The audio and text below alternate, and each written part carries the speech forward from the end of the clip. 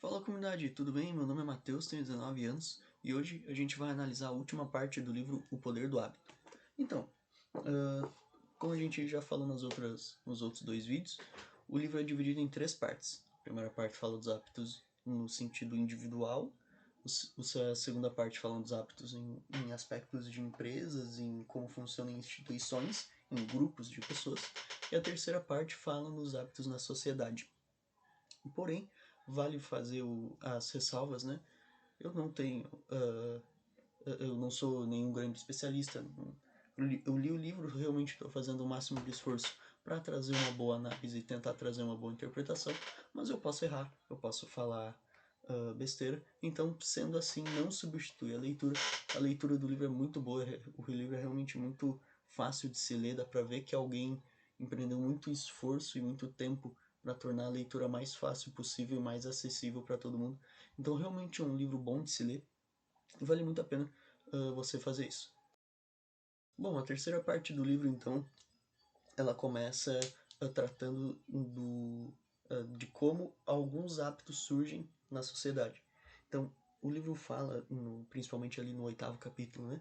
Ele fala da relação de laços fortes e laços fracos. Ou seja, nós, pessoinhas, temos amigos. E esses amigos têm a tendência a ser muito parecido conosco. Então é muito normal os nossos amigos gostar de coisas parecidas das nossas, os nossos amigos comerem coisas parecidas com as nossas, ser mais ou menos da mesma faixa de renda, ser morar mais ou menos nos mesmos lugares, porque essa é a tendência é a gente se aproximar de gente parecida com a gente. Porém, quando a gente tem, digamos assim, o amigo do amigo, a nossa possibilidade aumenta muito. Por quê? Porque o amigo do amigo provavelmente é alguém que trabalha numa empresa diferente, que faz coisas diferentes e que isso expande o meu leque social para coisas que eu sozinho e talvez os meus amigos juntos não veríamos. Então, por exemplo, todos os meus amigos são da área de tecnologia, todas as pessoas mais próximas são da área de tecnologia, e quando eu tenho um amigo de um amigo que na real é agricultor e ele tem um universo completamente diferente que eu nunca teria acesso. Então, nesse sentido, é muito falado em network e tal, né?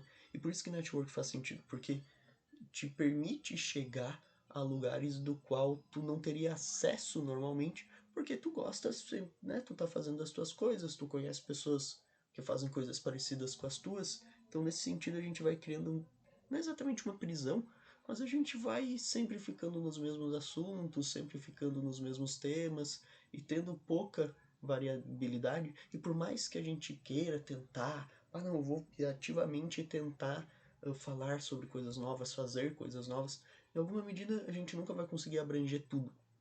E sempre vai ter pessoas que estão em um universo muito diferente do nosso, por mais que a gente tente acessá-lo. Então, nesse sentido, ter amigos de amigos ajuda muito.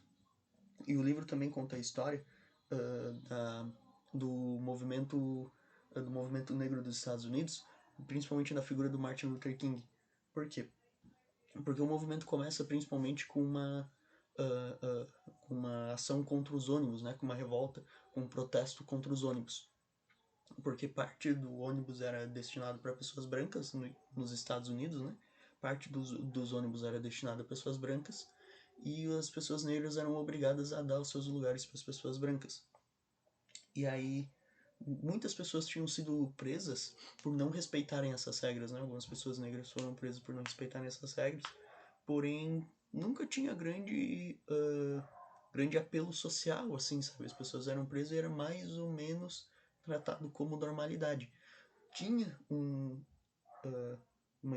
uma aura de mudança, assim, sabe? Dava para ver que tava surgindo uma mudança e que provavelmente ia estourar alguma coisa em algum lugar, sabe?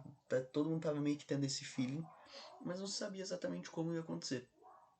Porém, teve uma situação em que uma senhora um pouco mais velha foi presa, e quando ela foi presa, o negócio explodiu. Aí, a partir daí, começou um protesto contra o ônibus e começou a escalonar, e escalonar, escalonar, escalonar, e quando vê, surge daí a figura do Martin Luther King que a gente conhece. Porém, por que com ela foi diferente? Com ela foi diferente por causa do seguinte, ela tinha muitos amigos próximos e muitos amigos de amigos. Então era uma mulher que tinha muita participação em movimento voluntário, sabe? Então, caridade, essas coisas. Ela fazia parte do grupo de costureira, fazia parte da escola, fazia parte de vários e vários grupos. Trabalhava com gente, inclusive de outras camadas da sociedade mesmo, sabe? Então eram pessoas às vezes mais ricas, outras mais pobres e tal. E ela tinha uma conexão com várias e várias partes da sociedade.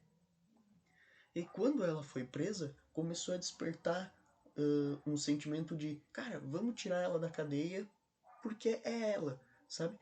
O início do movimento ficou muito centrado nela, porque a intenção era ajudá-la, não necessariamente fazer um movimento no geral.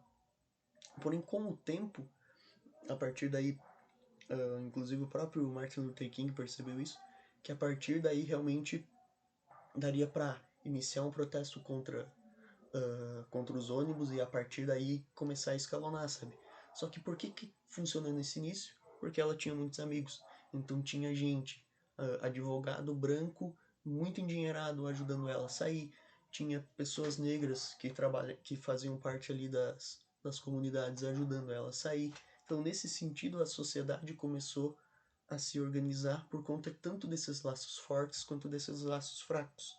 E chegou um ponto, tinha tanta gente engajada nesse protesto contra os ônibus, que ou tu era a favor dele e tu participava, ou tu era contra. Não tinha muito. Ou tu participava a favor deste movimento, ou tu seria visto como um traste social e iria perder prestígio social. Então, nesse sentido, é mais ou menos assim que a sociedade funciona. Muitas igrejas funcionam dessa forma. Porém, na lógica oposta, né? Não é os primeiros laços fortes, depois os laços fracos. É primeiro o oposto. Muitas pessoas entram na igreja porque vê muitas pessoas lá dentro, em alguma medida entra ali para ver como é que é e tal.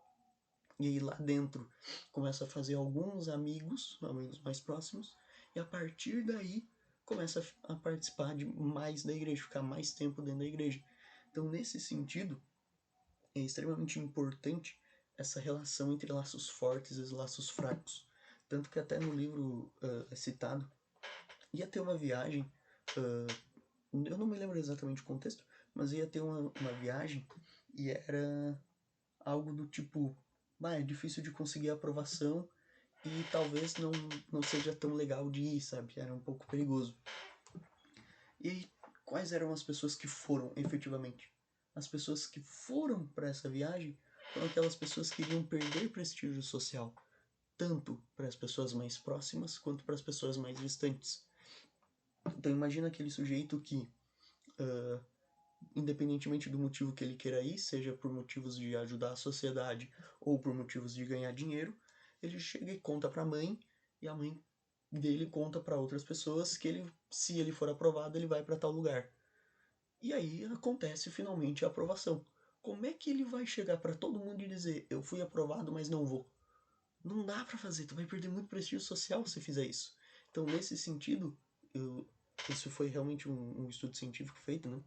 Foi feita uma análise, tinha que enviar uma carta dizendo o porquê que tu queria ir para essa viagem. E aí o pesquisador lá analisou todas as cartas e percebeu. Não era tempo livre que influenciou, não. Tinha pessoas casadas, tinha pessoas desempregadas que aceitaram. Não teve, nesse sentido, não teve nenhuma grande.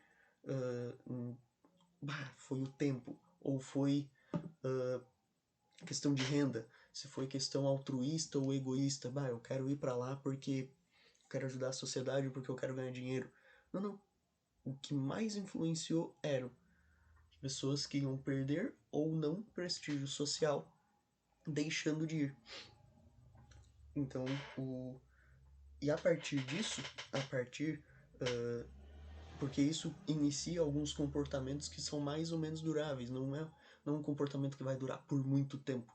Tanto que o próprio protesto contra os ônibus que tinha iniciado, ele começou a perder força a partir daí, porque não era algo autopropulsor, sabe? Por enquanto, era só algo do tipo, ou tu participa ou tu perde prestígio social. Só que com o tempo a resistência, a força de vontade das pessoas foi se acabando.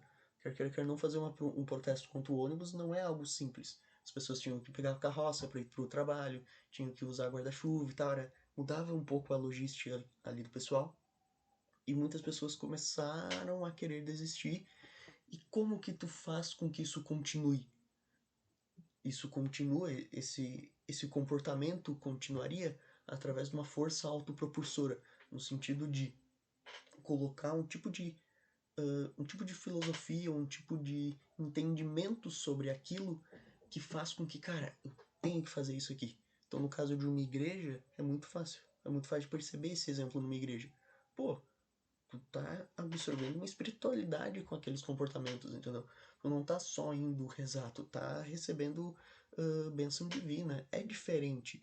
Não é simplesmente tô indo lá com os meus amigos, ficar cantando. Não, pô, é muito mais que isso. No caso dos protestos contra os ônibus, se tornou uma luta racial. Se tornou muito mais do que só ajudar a moça ali.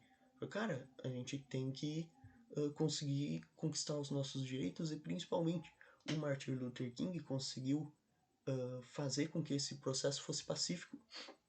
Então a ideia de lutar pelos nossos direitos sem usar violência e esperar uma graça divina, esperar as boas consequências disso, é diferente, né? Muito mais do que só ir num protesto contra os ônibus porque todo mundo está dizendo para ir, sabe? É autopropulsor. Cada uma, o início foi as pessoas estavam fazendo aquilo mais ou menos por obrigação, em alguma medida.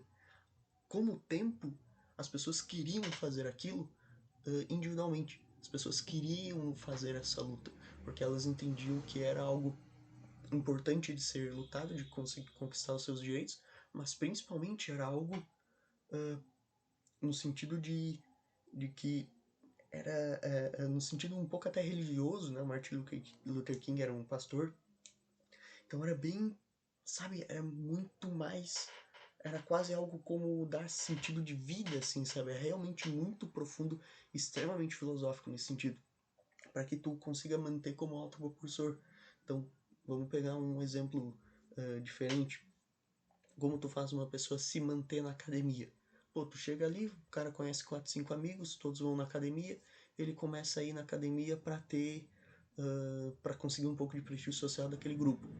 E aí, né, com alguns grupos de laços fracos também vão conseguir, vão dar um pouco de prestígio para ele por ele estar indo na academia e tal. Então, legal, no início eu tô indo para conseguir mais prestígio social. Só que com o tempo, vai cansando, sabe? Tu não vai ficar fazendo aquilo para sempre só por prestígio social. Pra tu continuar fazendo aquilo, pra tu continuar indo na academia, tu tem que ver sentido naquilo a ponto de que tu faria aquilo mesmo se tu não tivesse o prestígio social ganho. Então, nesse sentido que é autopropulsor. Então, começa os movimentos sociais, né? Segundo o livro. Começa sempre com um, uma um comportamento a partir de vamos ajudar essa pessoa ou algo, sabe, como pressão social através dos laços fracos ou fortes. A partir daí, e a partir daí começa realmente a ser essa coisa de filosofia de vida, de ter um sentido em si que vale a pena fazer. E aí, essa terceira parte do livro é dividida em dois capítulos, e não que eles não se conversam, mas em alguma medida são assuntos um pouco distintos. Então agora a gente vai falar do nono capítulo. O nono capítulo do livro é muito interessante porque ele tenta trazer o seguinte debate. Tinha um sujeito que ele era sonâmbulo. Então, de vez em quando, durante a noite, ele saía andando e às vezes ia pra rua, atravessava a rua, ficava andando no pátio do vizinho e voltava. E teve um dia que ele teve um ataque noturno, não é exatamente esse o termo, mas que é tipo é tipo ser um sonâmbulo, só que muito mais radical, digamos assim. Porque o sonâmbulo, em alguma medida, ele ainda tem um certo controle do que ele está fazendo. Então, mesmo que a pessoa seja sonâmbula, ela vai, por exemplo, escutar a buzina de um carro e, pô, não é hora de atravessar a rua ainda, sabe? a pessoa, por mais que ela vá no pátio do vizinho, ela ainda assim vai tomar ela ainda vai ter um certo controle, ela vai estar dormindo, mas ainda vai ter um certo controle para por exemplo, atravessar a rua ou fazer determinadas coisas. O que acontece no cérebro é que quando a gente vai dormir, o nosso cérebro desliga algumas partes para que a gente possa sonhar sem ter tanto movimento físico. Só que as pessoas sonâmbulas, essa parte do cérebro não funciona muito. Então elas continuam se movendo normalmente enquanto estão dormindo. Só que ainda assim tem algumas reações. Ainda assim, por exemplo, elas não vão se jogar do telhado. Porque elas podem perceber, pô, cara, eu tô começando a cair, entendeu? Eu tô chegando perto do fim do telhado, melhor eu parar aqui. E elas conseguem voltar. Agora, tem acho que o termo correto é temor noturno, que nesse sentido aí não tem mais um momento de parar. A pessoa começa a fazer, ela entra num hábito e ela não para aquele hábito independentemente do que esteja acontecendo. Ela não tem mais acesso nenhum ao córtex pré-frontal, que é o que faz a regulação dos comportamentos, né? Então, por exemplo, a gente vê uma comida muito boa e dá uma vontade de comer aquilo ali, mas eu digo, não, tô de dieta, não vou poder comer agora. A vontade de comer é uma parte central do cérebro, a parte primitiva do cérebro dizendo coma. Agora, a vontade de não comer porque está fazendo dieta é feita pelo córtex pré-frontal, que fica aqui mais ou menos na região da testa. Porém, quando a pessoa tem um ataque noturno, ela não tem muito acesso a isso, então ela meio que não tem conhecimento, não tem noção nenhuma do que está fazendo, e se iniciar algo, ela não vai conseguir parar, vai ter muita dificuldade de parar o que está fazendo. E é citado no livro o caso de uma pessoa que era sonâmbula e um dia ela teve um ataque noturno e matou a própria esposa porque ele achou que era um assaltante que estava dentro de casa. Ele matou a esposa. Ele tinha um casamento muito bom de 40 anos, a esposa era muito feliz com ele. Eles dormiam em quartos opostos porque ele era sonâmbulo, então não dava para dormir na mesma cama que ele. Eles tinham 2 filhos, então assim, era um casamento bom e que não tinha motivos dele matar a mulher. E quando foi julgado, quando foi levado a júri o caso, as pessoas inocentaram ele. Legal, né? A princípio, uma decisão justa. O cara não queria fazer aquilo. Ele estava tendo um ataque noturno, ele não tinha como controlar, ele não tinha como parar. E ele nunca teve algo parecido antes. Ele nunca teve um ataque desse tipo. Nenhuma das outras vezes assim, que ele teve que ele ficou sonâmbulo, ele chegou a fazer algo de violento contra a esposa. Foi a primeira vez e infelizmente ele acabou matando a mulher naquele caso. Porém, é citado um outro caso no livro de uma mulher que estava viciada em jogos de cassino e aí ela processou a empresa, o cassino ali, por estar desenvolvendo nela, por estar forçando ela a repetir esse vício que ela tinha. E os juízes decidiram que ela não tinha direito a reclamar disso, né? Por mais que ela seja viciada, por que ela vai... Por que o cassino tem que devolver o dinheiro que ela gastou, sendo que ela foi lá, em alguma medida, mais ou menos sabendo o que estava fazendo, por mais que seja um hábito, pelo menos no entendimento comum, isso não está exatamente no livro, mas no entendimento comum a gente pode interpretar dessa forma, pô, em alguma medida ela podia escolher não estar lá. Tá, tudo bem, é um hábito, mais ou menos é cerebral, ela não tem controle, tudo bem, mas em alguma medida ela poderia parar, né? Por mais que tem que se explicar, tem esse entendimento social de que ela é culpada, porém o cara que matou a esposa não. Por quê? Um dos motivos, que é o que o livro traz, ele traz isso como uma conclusão do livro, é de que o moço que teve o ataque sonâmbulo, ele não tinha consciência que aquilo podia acontecer. Ele não tinha consciência de que ele poderia fazer alguma violência num momento de transe. Porém, a moça que era viciada em cassino, ela tinha consciência de que ela era viciada em cassino e, portanto, ela podia reagir. Portanto, ela podia fazer alguma coisa para impedir aquele hábito. Como ela nunca o fez, em alguma medida não é mais culpa do cassino. Porque ela podia, por exemplo, quando o cassino fazia convites para ela ou coisas desse gênero, ela podia simplesmente dizer não. Ok, era muito difícil e precisaria de uma força de vontade que praticamente nenhum ser humano teria? Pode ser, mas em alguma medida ela sabia que aquilo podia acontecer. Ela sabia que o cassino podia tentar colocar tentações, digamos assim, nela, para ela ir lá e gastar mais dinheiro. Só que por que ela não é culpada? Ou melhor, por que ela é culpada e o outro caso não? Porque um sabia que esse processo acontecia, sendo que sabia, dado esse conhecimento, poderia tentar mudar, e o outro caso não.